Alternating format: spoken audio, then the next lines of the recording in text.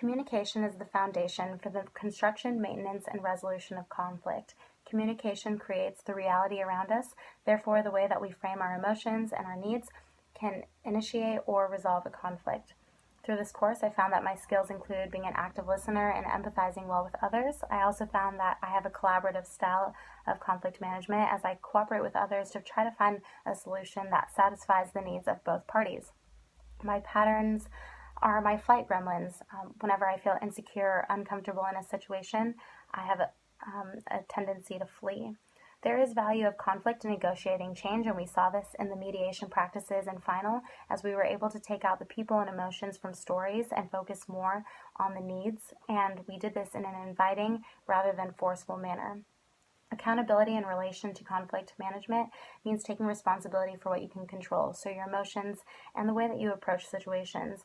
Agency allows us the capacity to make our own choices, so we can choose how we're going to go about a conflict with the knowledge of our own emotions.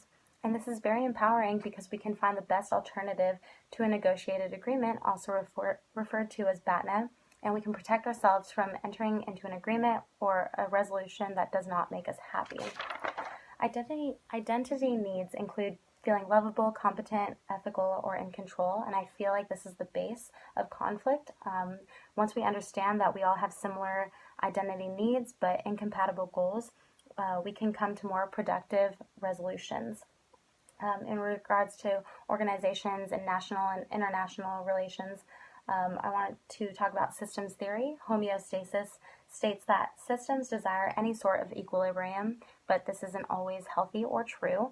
A lot of people feel like it's a win-lose situation, but many times there are other solutions. It's not always win-lose.